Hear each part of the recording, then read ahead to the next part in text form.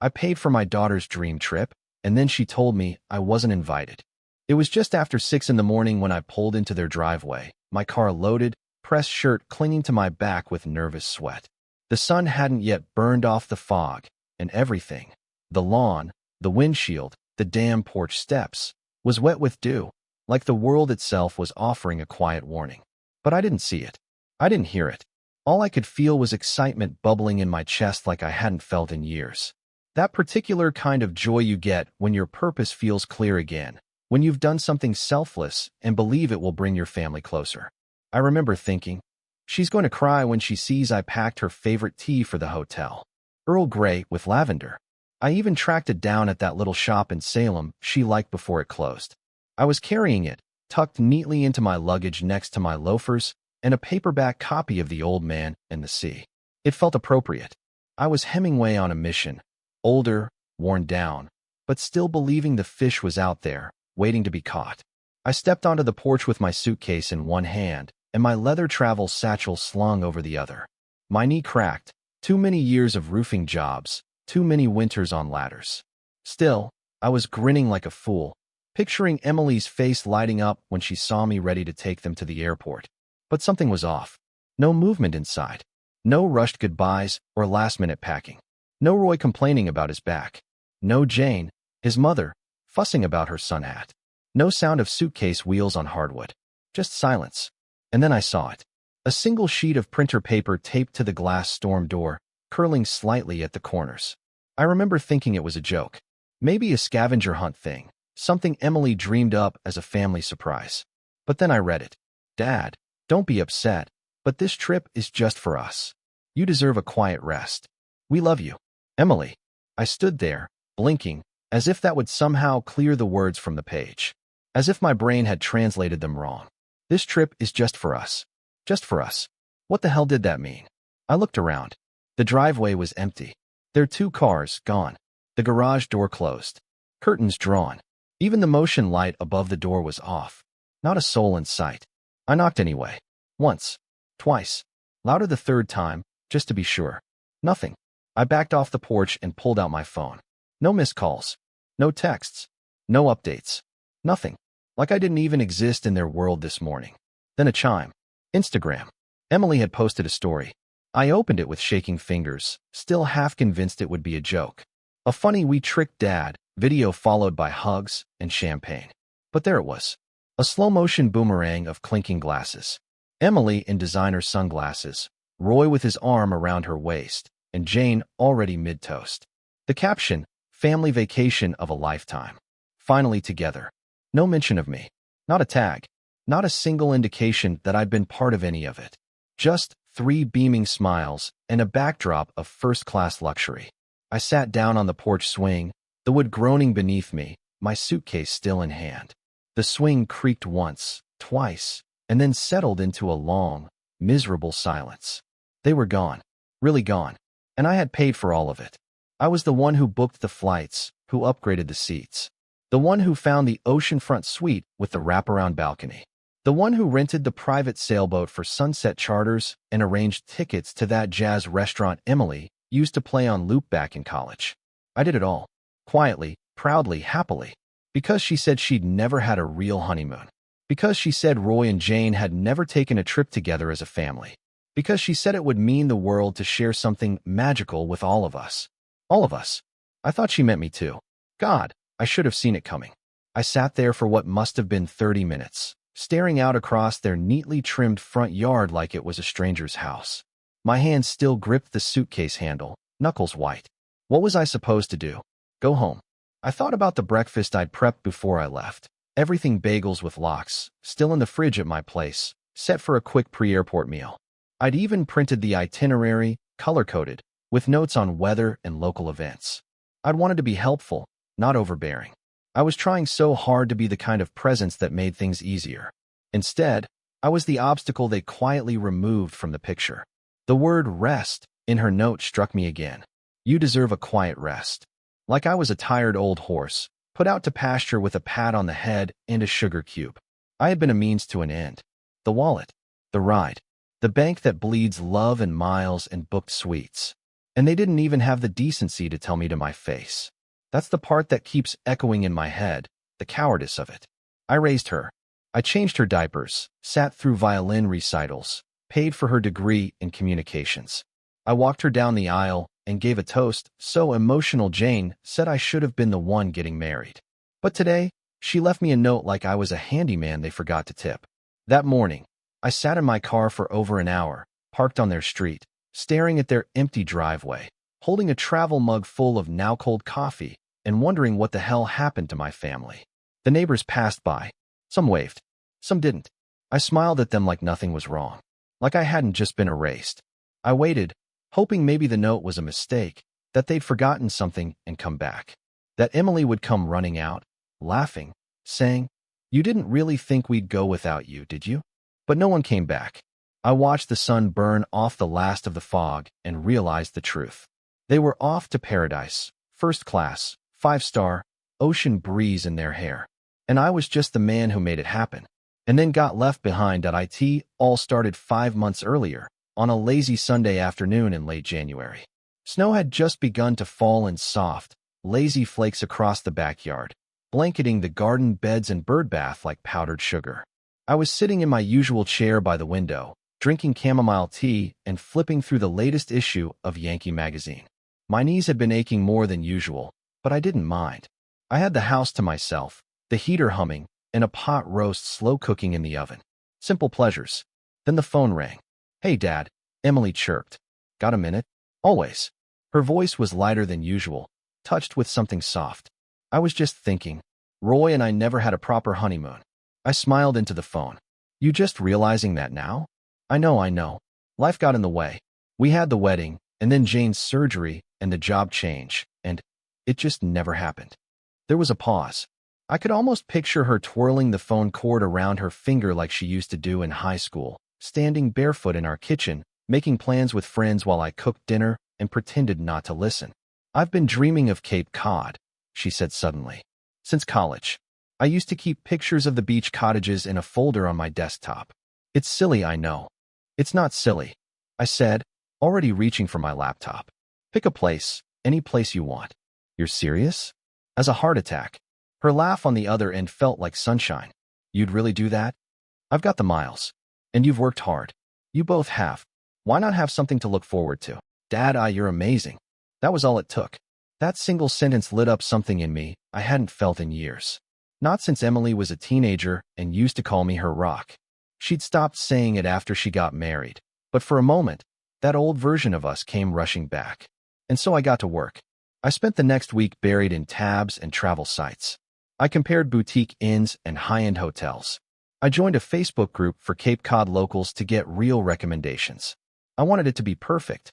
I booked the Chatham Bay Suites, a 3-bedroom oceanfront cottage with a wraparound porch and direct beach access. Each room had its own bath, and there was a reading nook under the stairs.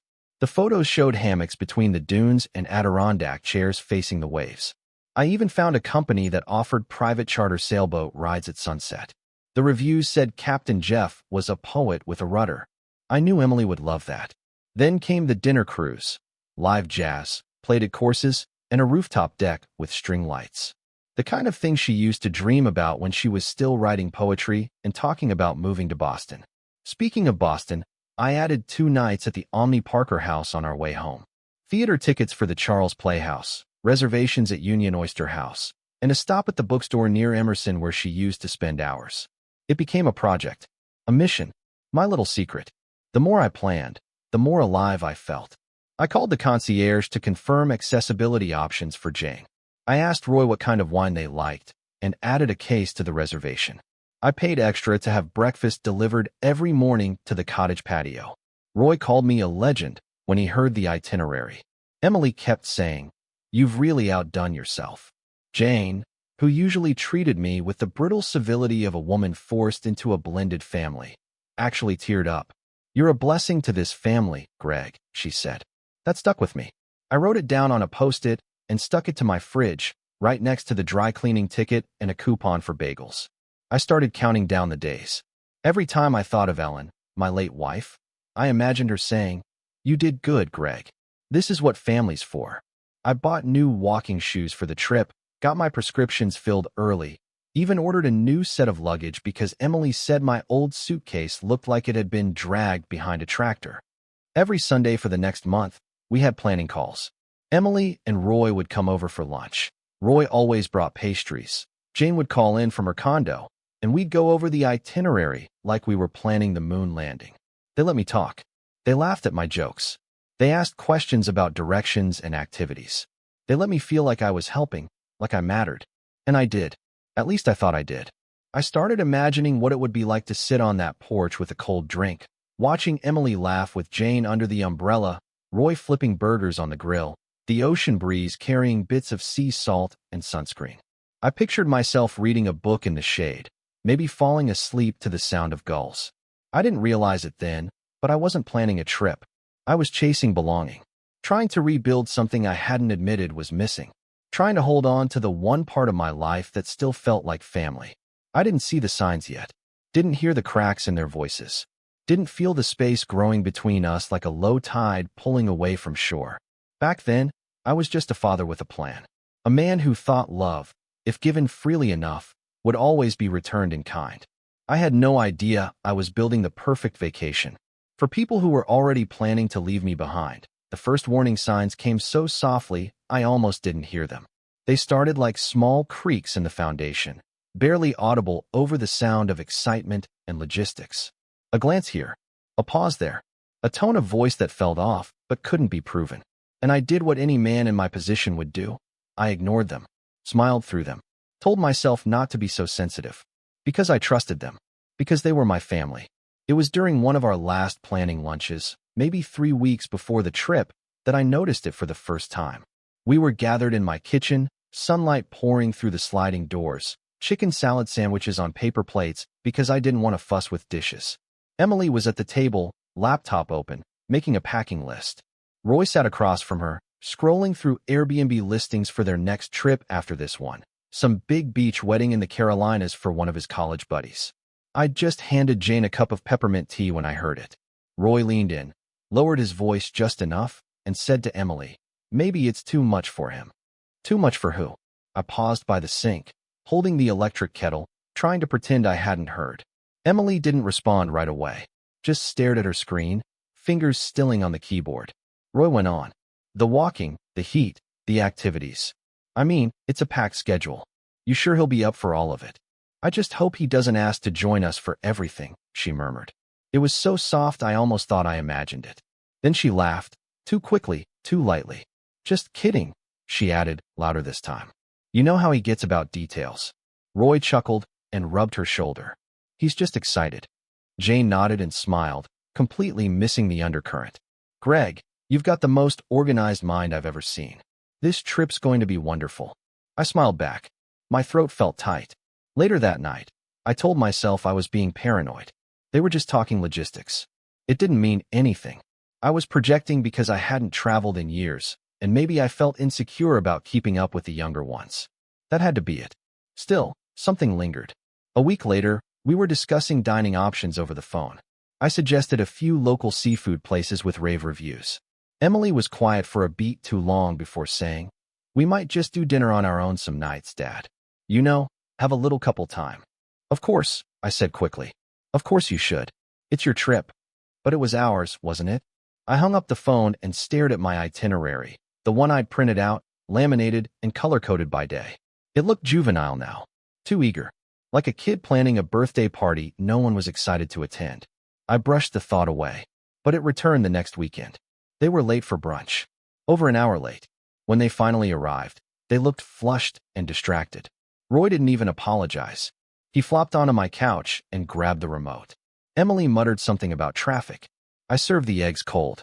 Over mimosas, I mentioned that I'd found a local Cape Cod history tour with live reenactors and storytelling in the dunes. I'd booked for tickets.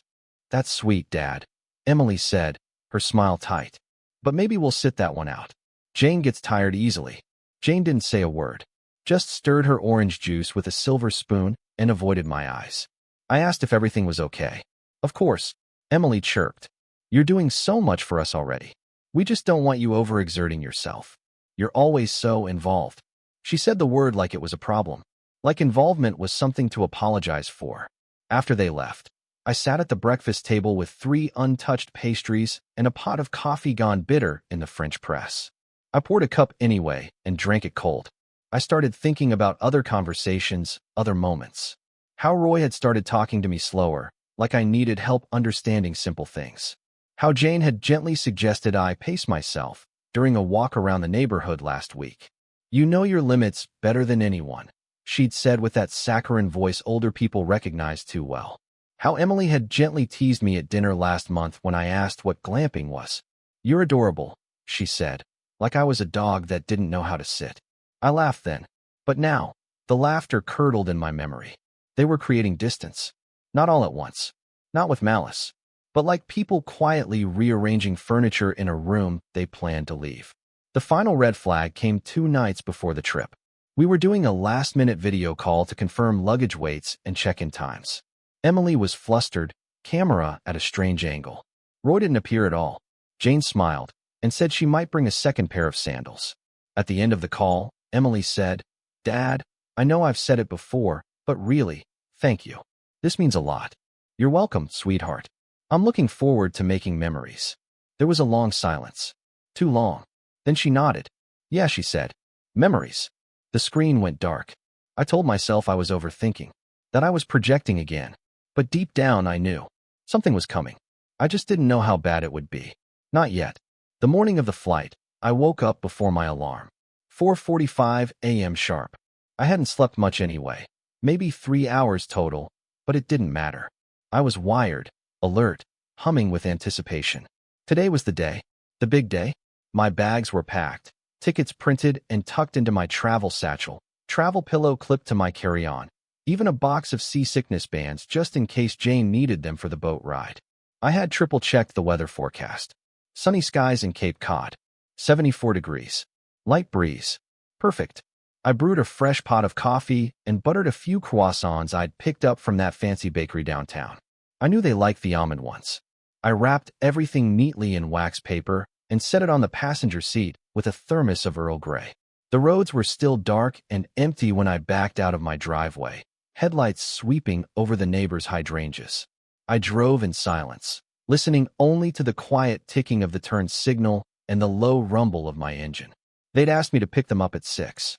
I arrived at 5:45, early enough to help with bags, settle any last-minute nerves, maybe snap a quick photo before we left. As I pulled into their street, I noticed something odd. No lights, no cars in the driveway, no luggage at the curb. My stomach did a strange somersault, but I told myself it was nothing. Maybe they were still inside finishing breakfast. Maybe they were running late. I parked along the curb and got out. The air was brisk, crisp. I carried the croissants up to the porch and knocked gently. No answer. I knocked again, this time harder. I could hear the echo through the house. Hollow, unmistakably empty. And then I saw it. A suitcase. One. Bright pink. Sitting upright by the side of the porch. Emily's. A piece of tape flapped from the handle. Something folded beneath the strap. It was a letter. My name was written across the front in Emily's handwriting. Dad. That's all it said. Not Dear Dad. Just, Dad. I opened it. Hands suddenly cold. Dad, please don't be upset. We talked about this a lot, and we think this is the right decision. The trip is really about us, me, Roy, and Jane, bonding as a new family unit. You deserve some rest. You've done so much, and you shouldn't feel obligated to run around after us. This time is just for us. Please don't worry about the cost. Everything's taken care of. We love you. Emily. I don't remember how long I stood there. The letter went blurry in my hands. Not from tears, not yet. Just shock. Like my body forgot how to process what I was seeing. This time is just for us. Bonding as a new family unit. Not a single word about my efforts, my planning, the money, the months of calls and bookings and coordination. Not a mention of the itinerary I'd built from scratch, the reservations I'd confirmed twice over. Nothing. I was an afterthought. Worse, an obstacle. A presence to be managed. They were already gone. The driveway was empty. The garage closed. Not a single sign that they had ever planned to travel with me. The only thing left behind was the pink suitcase and that folded betrayal dressed up in concern.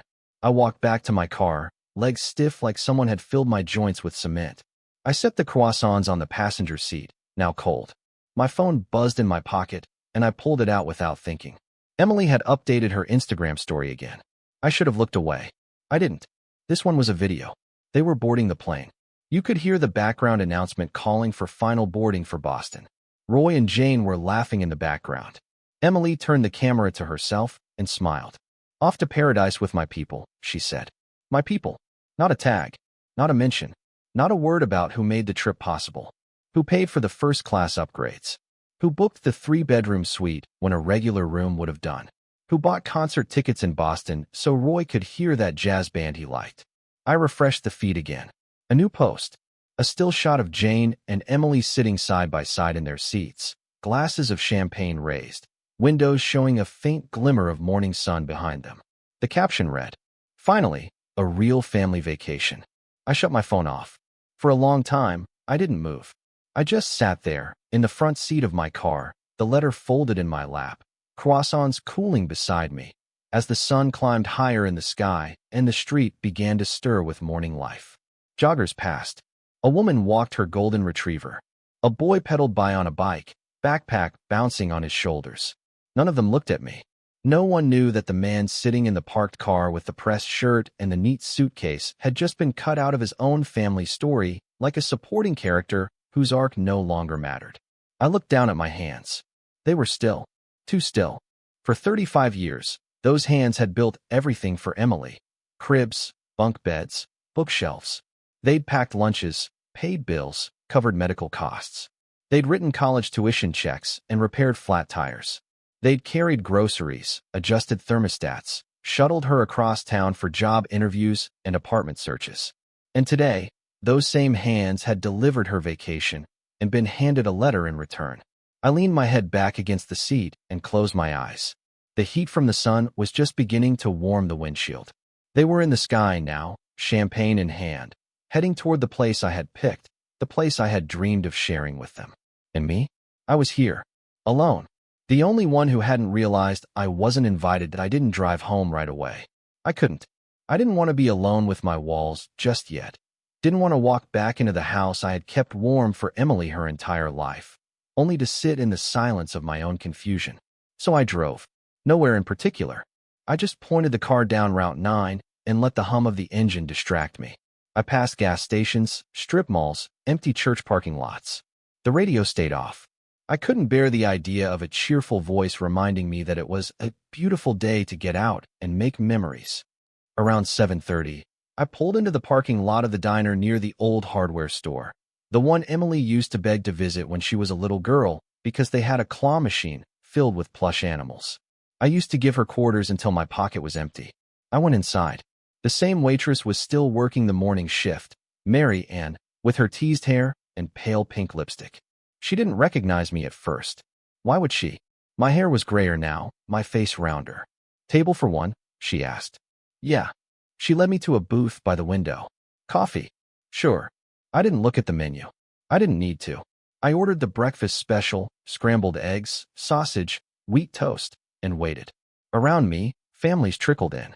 Parents with toddlers, a couple of teenagers fresh off the night shift, a group of older women laughing over pancakes. I was surrounded by people who had no idea I'd been left behind by my own daughter. The coffee came. I stirred in cream, added sugar, stirred again. I watched the swirl fade into brown. Then I made the mistake of opening Instagram again. There they were. A photo from the airplane window, pink-tinted clouds, sun rising over the wing.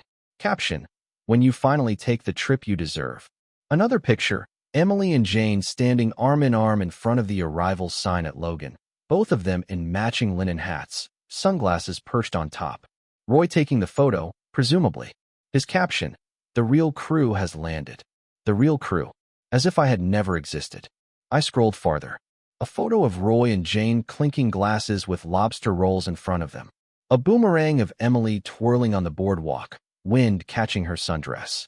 A group selfie with a local tour guide, all of them beaming. My name wasn't mentioned once. I wasn't tagged. I wasn't thanked.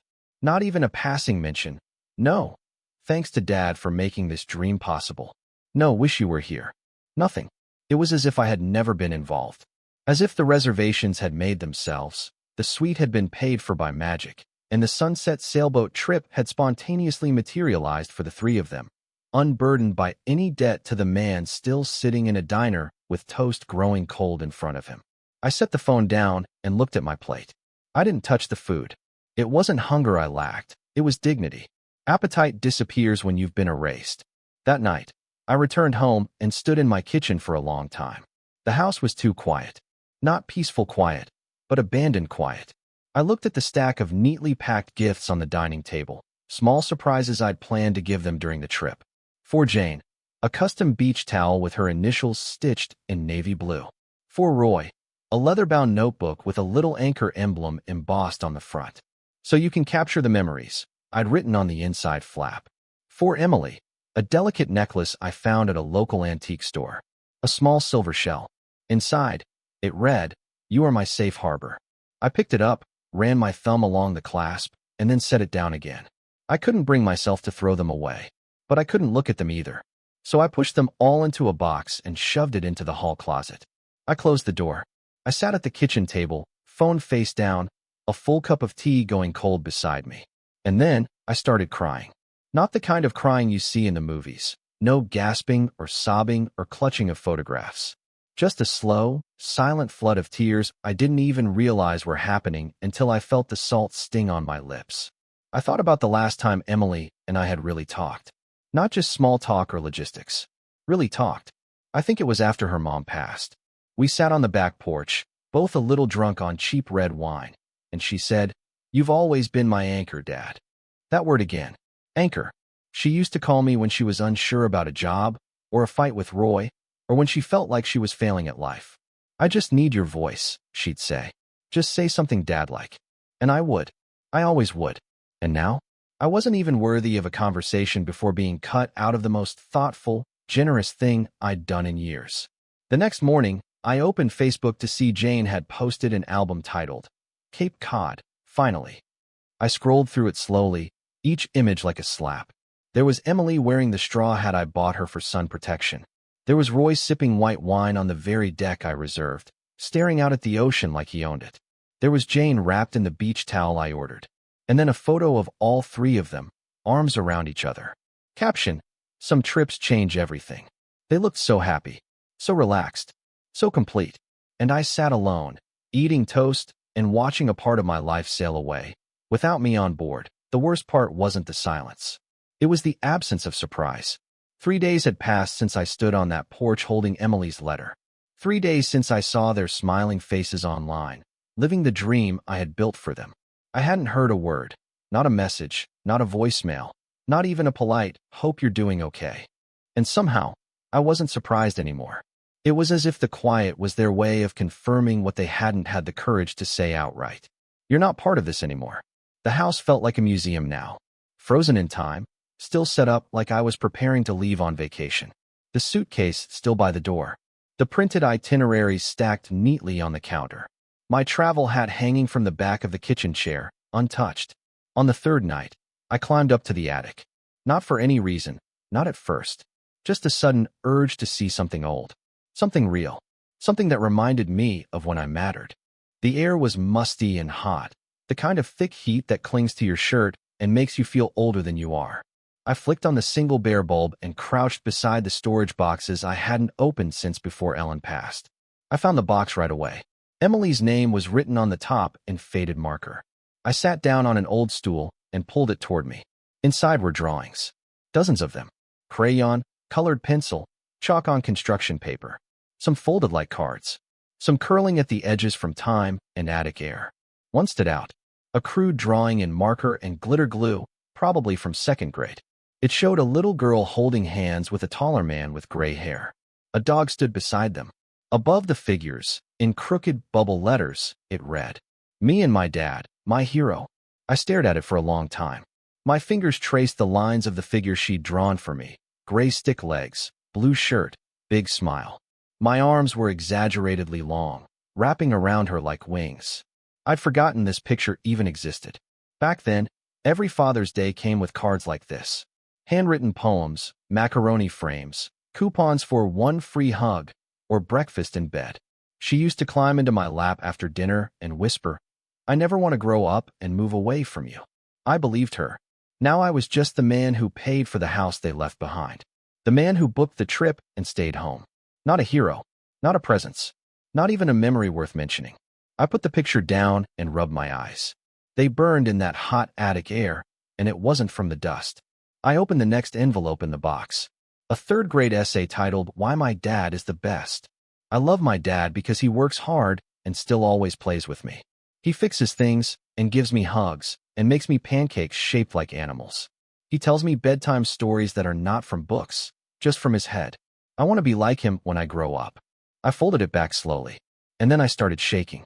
I don't know how long I sat up there, on that stupid three-legged stool, surrounded by paper ghosts of a love that no longer existed. My knees ached. My back groaned. My chest felt hollow, like something had been scooped out, and I was left holding the husk. I whispered, to no one in particular, "They didn't forget me." The words felt dangerous. Final. They didn't forget me. They excluded me. That was the moment it all shifted. The fog cleared. The story stopped being about misunderstanding or miscommunication. It wasn't a scheduling mishap or a logistical blip. It was a decision. They had decided to remove me, to extract me like a piece of shell from the egg of their new life. Something sharp, something unpleasant, something no longer necessary. It wasn't that they didn't think I'd enjoy the trip. It was that they didn't want me there. And that, I think, was the deepest cut. I made my way back downstairs, slower than usual, like my joints were trying to protect me from what came next. The hallway was dim. Evening had arrived without asking permission. I turned on a lamp and looked around the living room. The framed pictures, the shelves, the neat stack of unread books. Everything in its place, undisturbed, untouched. I walked into my office. The door creaked the way it always had. The room smelled faintly of old paper and pine cleaner. My father's watch ticked softly from the desk drawer, where I kept it next to my birth certificate and Ellen's final medical receipts. I opened the drawer and stared at the file folders. There was power in paper. That's what Ellen always said when we were doing the taxes together. Money can be lost, she'd say, but paper? Paper's a map. Paper can help you find your way back. I reached for the folder labeled Loans and Guarantees. It was all still there. Roy's car loan paperwork, the co-signature, the mortgage agreement, the travel documents I'd saved, including the cancellation clauses. I hadn't looked at them in weeks. I hadn't needed to. But now I read every line, every clause, every fine print. And somewhere between the third and fourth page, I stopped thinking like a heartbroken father and started thinking like a man preparing for something colder. I closed the folder. I didn't cry. Not anymore. Because now I wasn't lost. I wasn't confused. I wasn't trying to understand their choices. I was preparing to respond to them. Not with screaming. Not with drama. But with clarity. With paper. With action. The kind that leaves a mark that I didn't act right away. The first thing I did was sit. Just sit. In that chair in my office. The one with the broken armrest I'd meant to fix for 3 years. I sat with the folder open on my lap and a legal pad beside me. And I stared out the window as the sky dimmed and the first stars began to bleed through the navy blue. I wasn't angry. Not in the way they'd expect. Not in the way that leads to shouting matches or voicemails full of threats. That kind of anger is cheap. It burns fast and then fizzles out. What I felt now was something deeper. Older. A cold calm that comes to a man who's spent his life being useful to others, only to realize they never saw him as anything but a tool. And now the tool was no longer needed. So I started making lists. One column, what I gave. The other, what they took. I wrote it all down. Car loan, $32,000. Co-signed for Roy in 2022 when his credit wouldn't cut it. Wedding, $41,000. Paid in full when Jane refused to contribute more than $5,000. Emergency dental surgery for Jane, $7,200. She swore they'd repay me. They never did. Mortgage contributions, co-signed and secured. I added $55,000 in cash over the last 2 years during Roy's consulting gap. Vacation cost, $18,600. Paid in installments. Flights, lodging, cruise, food, experiences. Every dime from my retirement savings. I kept writing. Unpaid kindnesses, unmeasurable. Watching their dog when they were in New York. Driving Jane to appointments. Fixing their broken staircase. Late-night phone calls with Emily when she felt unappreciated by Roy. Every single, "Can you do us a favor?" for 7 years. And then I looked at the other column. What they took? They took my trust. They took my presence for granted. They took the belief that my place in their life was earned, not optional. They took my silence for weakness. And now, I was going to take something back. I pulled out the legal agreements. The cosign loan for Roy's car was simple enough. My name was the safety net. But I had a clause, a line of protection Ellen insisted we add when we drew it up with the bank. If the co-borrower fails to demonstrate responsible financial management or maintains a pattern of exclusionary behavior affecting the cosigner may request immediate revocation and full transfer of the debt obligation. Lawyer talk, yes, but enforceable, especially with documentation. I photocopied every receipt, printed screenshots of the Instagram posts, collected the emails confirming my payments. I even printed the itinerary I made, the one that now sat unused on my printer tray. Then I turned to the mortgage. This was where things got delicate. In 2021, when Roy lost his job, I offered to help. Their house was new, their rates high, and Jane couldn't co-sign due to medical debts. So I stepped in. I didn't want Emily stressed. I didn't want them to lose their home. So I added my name to the mortgage as a non-resident co-borrower. And, quietly, I added a clause. A survivorship clause with an early exit provision. If my contributions were not acknowledged or if the property was used in a way I deemed inconsistent with ongoing familial respect and inclusion, I could demand repayment or trigger a clause that would require them to refinance and remove my name. They never read the fine print.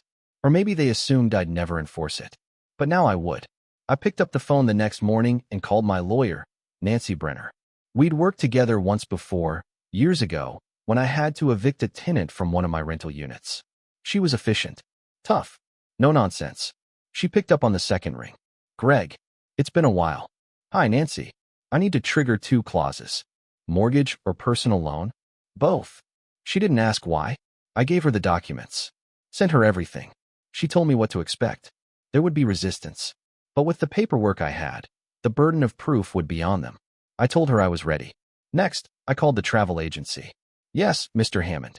You were the lead payer on the reservation. I need everything canceled. Retroactively, if possible.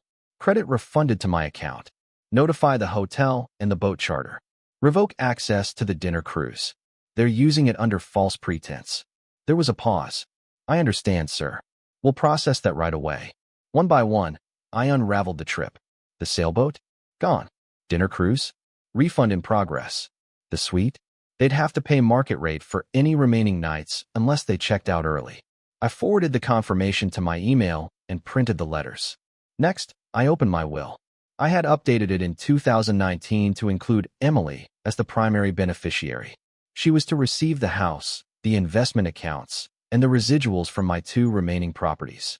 Roy was listed as a contingent guardian if anything happened to me before Emma, my youngest granddaughter, turned 18. I changed it all. Removed Emily. Removed Roy. Removed Jane. I designated my assets to a charitable foundation Ellen and I had once dreamed of starting, the Hammond Education Fund, for single parents who wanted to go back to school. I listed my niece Sharon as executor. She'd always called every birthday, sent cookies every Christmas, and never once asked for money. I left a small handwritten note in the new will. Let loyalty be rewarded, not proximity. It was done. The silence in the room felt different now. Not hollow, not aching, clean, resolved. I looked around at the framed photos still on my walls. Me with Emily at her graduation, Roy and I at the barbecue where I handed him the keys to his new car, Jane smiling from the porch swing on Easter. I didn't take them down. They weren't reminders anymore. They were proof. Proof that I had loved them fully, and that they had made a choice. Now, so had I. They returned 5 days later. I knew they would come to me first, not because they missed me, but because the rug had finally been pulled out from beneath their vacation. The hotel charged them full price for the remaining nights. The dinner cruise canceled last minute, at the primary payer's request. The sailboat charter was rescheduled for another client. And their credit card? The one I had quietly co-signed for as a backup emergency line? Revoked. Declined at checkout. They came back earlier than planned. I was sitting on the porch that morning, a cup of black coffee resting on the arm of my chair, the morning paper unopened on my lap. The sun was just beginning to stretch across the trees when Emily's car pulled into my driveway. It was Emily driving. Roy sat stiffly in the passenger seat. Jane was in the back, dark sunglasses pulled down over her eyes, even though it was barely 8 a.m. They sat in the car for a long time. I didn't move. Finally, the door creaked open. Emily stepped out slowly, eyes already wet. "Dad," she said. She looked thinner, or maybe just smaller, deflated, like someone had poked a hole in the version of her I used to know. Roy followed behind, jaw tight, trying to lead with calm, but failing. Jane stayed seated. She didn't even bother to look up. Emily climbed the porch steps slowly. "We need to talk," she said. I nodded. "You do?" There was a beat of silence. Then another. "I know how it looks," she said quickly, voice trembling. "But it wasn't. Dad, it wasn't what you think." I said nothing. She tried again. "We weren't trying to hurt you. We needed space. As a family." "You needed space from your father?" I said. Not a question, just a fact. Emily swallowed. "It was Roy's idea." Roy stiffened. "Hey now." "No," she cut him off. "No, I'm not letting you hide now." She turned back to me. "It was a mistake. A terrible mistake. But we thought, maybe you wouldn't want to come. That it would be too much. You thought I wouldn't want to go on the trip I planned. Paid for. Booked down to the minute." Her lips trembled. She looked like a child again for a moment, caught in a lie, desperate to spin a softer version of the truth. "We just wanted to bond," Roy said quietly. "As a family unit." "And I'm what, Roy? A financial institution? A concierge?" Roy flushed. "You're twisting this." "No," I said. "You twisted this when you toasted to family on a trip you stole from me." Emily stepped forward, reaching for the railing. "Dad, please. Can we just talk?" "Inside." I stood. "No." Her hand dropped. I walked into the house briefly and returned with a sealed envelope. I handed it to Roy. He took it reluctantly. "What's this?" "Notice of mortgage clause activation. You have 30 days to refinance or buy me out. After that, the bank takes over." He paled. Emily's breath hitched. "You're joking," Roy muttered, fumbling with the seal. "I've never been more serious." He read the letter quickly, eyes darting back and forth, mouth opening slightly like he couldn't quite believe what he was seeing. "You can't do this." "I can. And I have." Emily stepped between us. "Dad, please. We were stupid. We thought it would be easier to just have time to ourselves. To reset. We didn't think it would break everything." "It didn't break everything," I said. "It revealed everything." She flinched. "You didn't forget me," I continued. "You excluded me. You planned to cut me out and hoped I'd swallow it like a good little dad who always picks up the bill." Tears rolled down her cheeks. "It was one mistake." "No, it was a choice." My voice was calm, measured. No raised tones. No fury. "Just wait." Roy stepped forward, letter still in hand. "You're really going to screw us over for one vacation?" I stared at him. "No. I'm going to hold you accountable. For all of it. For the years of taking. The lies. The way you both treated me like I was disposable." Jane finally stepped out of the car, adjusting her sunglasses, as if just realizing the confrontation was real. "Greg," she said, raising her hand like a peacekeeper in a courtroom. "This is family business. You don't need to involve the courts. You involved the courts the moment you treated me like an outsider in my own life." Emily collapsed onto the porch swing, sobbing. "Please don't do this." I looked at her. "I raised you. I protected you. I paid for your dreams. And you decided I didn't matter." I turned to go back inside. "Dad," I paused at the door. "If you ever want to see me again, it won't be on my porch asking for money. It'll be somewhere honest. Somewhere without lies. Until then, I suggest you read every line of that letter. Because that's the last gift you're getting from me." And then I closed the door. Behind me, I heard nothing but the wind chimes on the porch.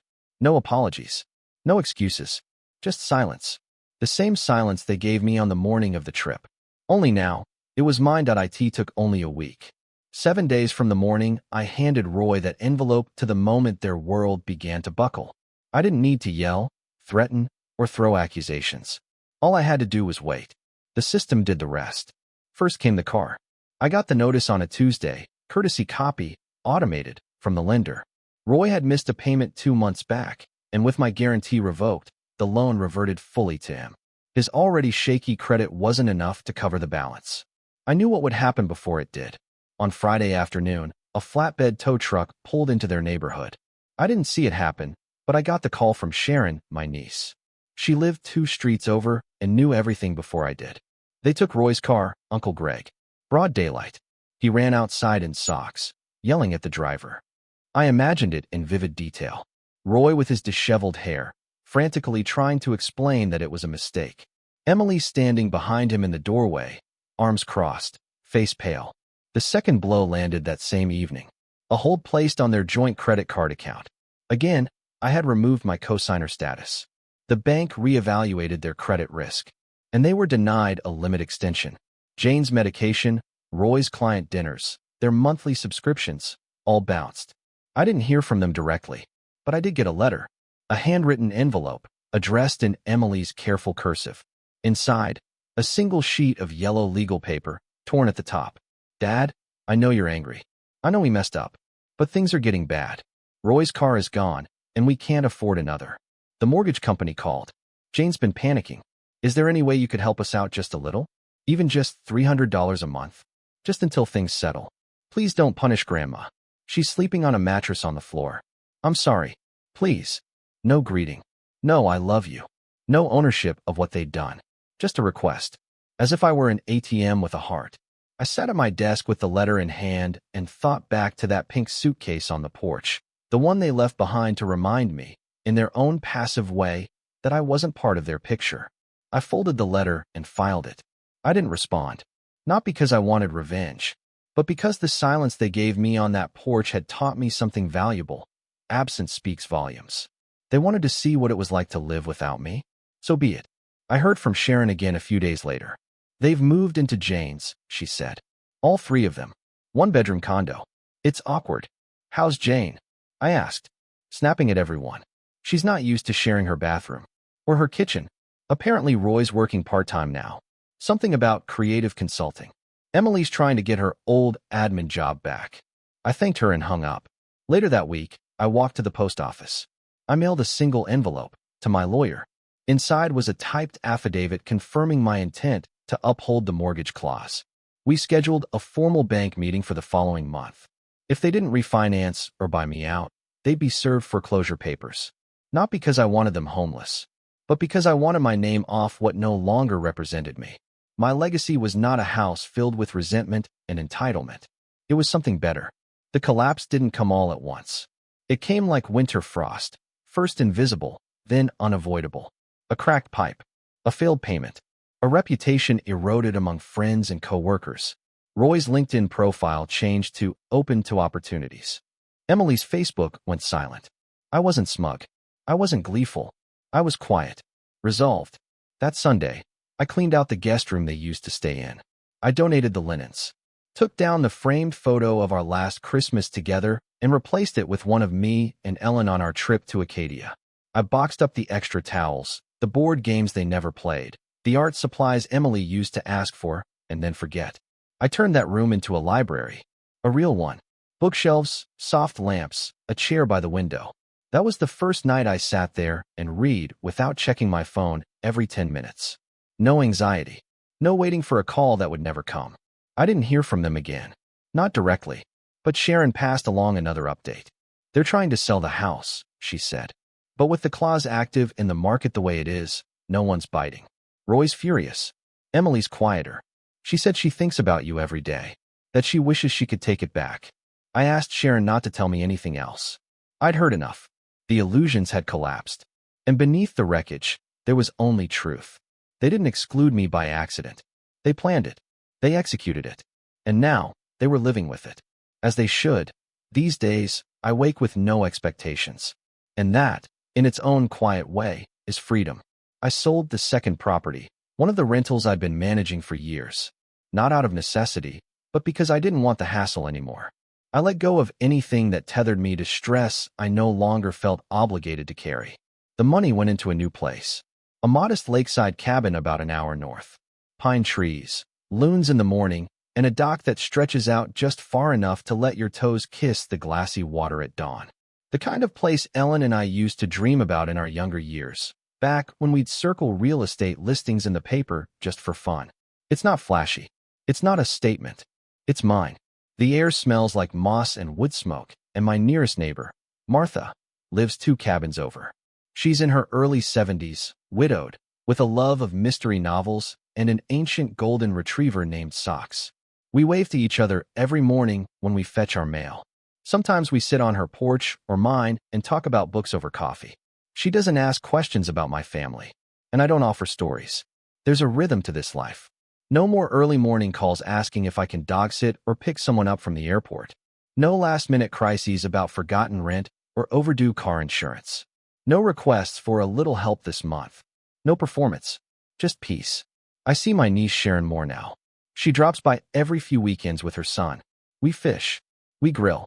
We laugh in a way that isn't tangled in guilt or expectation. She brings cookies and refuses to let me pay for groceries. Don't argue, she always says. This is how we say thank you in our house. Thank you.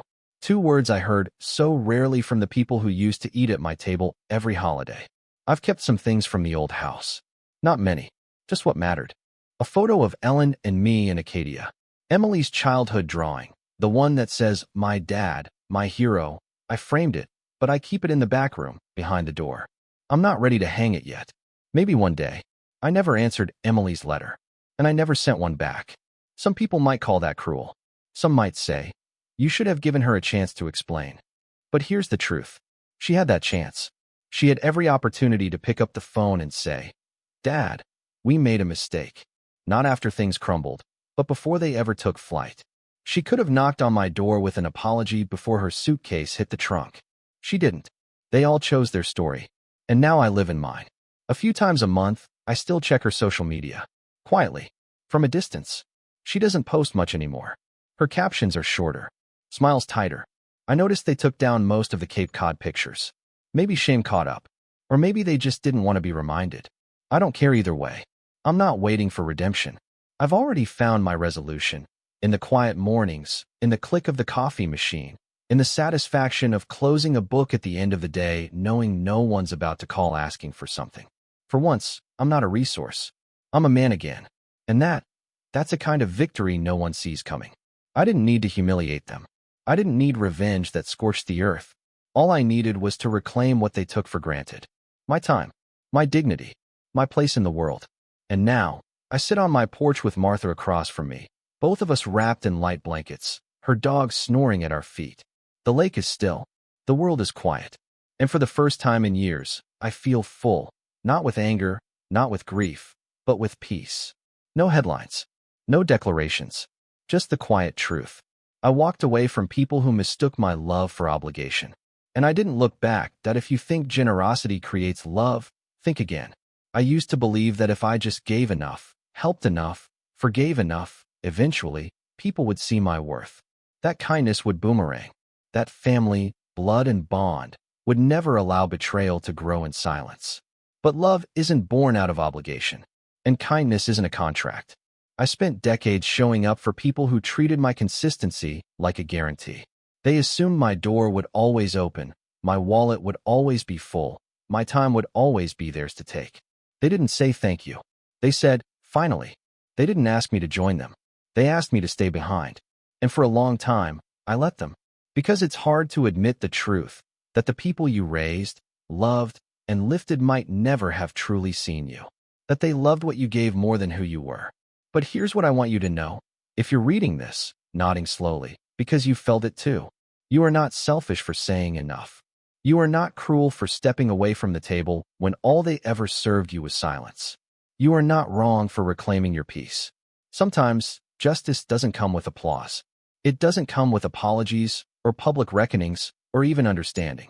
Sometimes, justice is just the quiet certainty that you will never again beg to be loved by people who treat you like a transaction. And sometimes, the most radical thing you can do is walk away without bitterness and build a better life for yourself. Not to prove a point, not to make them jealous, but because you finally realized your worth was never theirs to define. Have you ever been betrayed by someone you trusted most? Share your story in the comments. It might help someone else feel a little less alone. About a month after I settled into the cabin, I got a postcard in the mail. No return address. Just a plain white card with a photo of the Grand Tetons on the front. Snow-capped peaks under a crisp blue sky. I almost threw it away, thinking it was junk. But then I flipped it over. The handwriting was familiar, slanted, bold, a little shaky. It was from my brother. We hadn't spoken in 18 years. Not since the argument over Dad's estate, when lines were drawn and bridges quietly burned. But there it was, in thick black ink. You did the right thing. I'm proud of you, Mike. I read it 3 times before setting it down. There was no request for contact, no plea for reconciliation, just a simple note. Recognition. And in a strange way, that little card meant more than any apology I never received from Emily or Roy. Because sometimes the people who left you behind aren't the ones who get to come back, but someone else might. And sometimes, when you finally stop holding the door open for those who walked out, you find someone you thought was gone standing quietly on the other side, waiting. I kept that card on my fridge, not as a monument to pain, but as a reminder. Vindication doesn't always come loud. Sometimes, it arrives as a whisper across time. And it sounds a lot like peace.